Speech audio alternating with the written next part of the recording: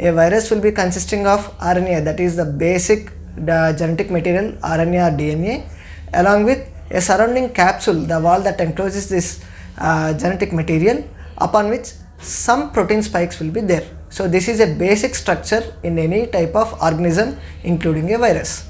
So a virus can be either RNA or DNA. COVID virus is a RNA virus. So genetic material inside it will be RNA. So upon this there will be a nucleoside capsule will be there that encloses this genetic material. All over this will be the spike protein. Proteins will be there which will be functioning as helping the virus to attach to the cells. All of you know that COVID is definitely tested by RT-PCR, that is real-time PCR test. So this PCR test, this will detect 3 genes. One is S gene, that is spike protein gene, N gene, that is nucleocapsid gene, and the third one is R gene, that is refractory protein gene. So these 3 genes are important for the diagnosis of a COVID virus through RT-PCR. So whatever you are hearing about the various variants, like alpha, delta, gamma, all these variants, they occur because of the changes in these 3 major genes. So it was seen that delta virus, as far as concerned, it has 9 mutations in its protein capsule. This Omicron variant has been housing more than 32 types of mutations in all of its, altogether in its genome, protein capsule, nucleocapsid. A brief introduction regarding the Omicron variant. The first case of Omicron was documented on November 9, 2021 in South Africa, and it was reported to World Health Organization on November 24th. And now World Health Organization had made it public, that is, it declared to the world that a new variant by the name Omicron has been rendered into the population on November 26, 2021. So as such, since then there has been a committee formed by the WHO team. So this committee, basically this is called TAC-VE committee, that is technical support for virological evaluation committee, has been formed on November 26th. And this committee basically concentrates on every second day it will be releasing its bulletin saying that how is that Omicron variant is behaving in the world. Why WHO has made so fast, why is it functioning low? That means because the world has seen a great loss of human lives because of the Delta variant in the early phase of in the first half of this 2021. So WHO has been on toes along with other countries. Now as far as records are concerned, this Omicron variant are almost reached about 30 countries worldwide, and the number of countries invaded by this Omicron has been increasing. The major diagnostic tool that we have right now to diagnose a coronavirus is RT-PCR. But how will we differentiate a RT-PCR of a normal COVID or Delta COVID from a Omicron COVID?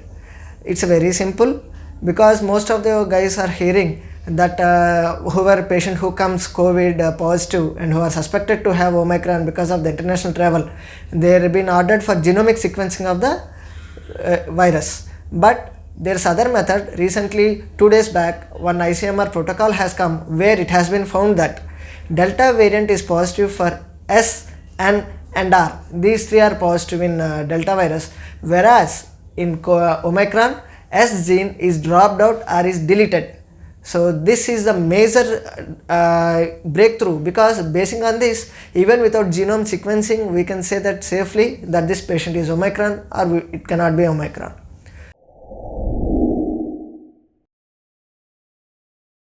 Before speaking about symptoms, I will tell you one thing, that this is an ever changing topic, because the virus itself is changing itself, and as such the symptoms are also changing their faces in any ways.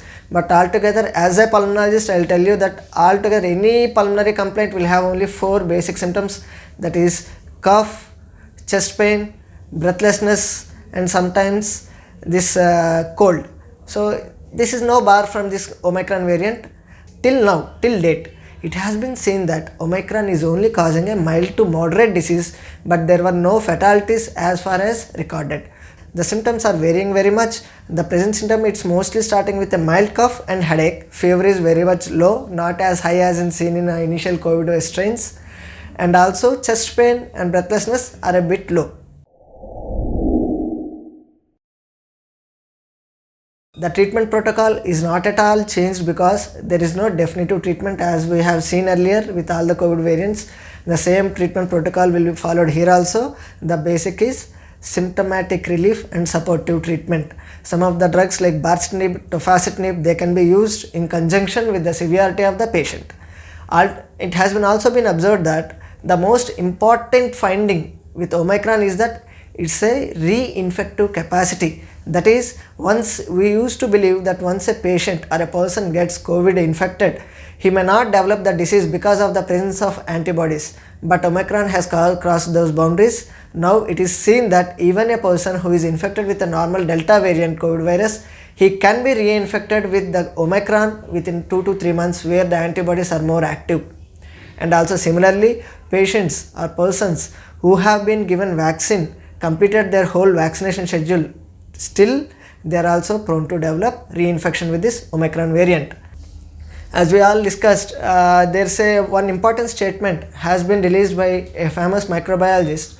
So he said that it is a God's gift of Omicron. Why? Usually when a pandemic enters, the virus or bacteria that is causing it, usually it changes over the time. It has number of mutations. With increase in number of mutations, the basic structure of the virus will be weakened.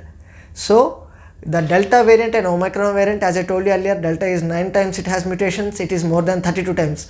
If the more number of mutations are there, the genome or the DNA material, the genetic material will be unstable, and as such this virus will be weak, and it is a starting point of ending of this pandemic. So let's hope that this statement carries importance and gives us a great hope. But I'm telling you again and again, mask is our shield, social distancing is our sword. Thank you.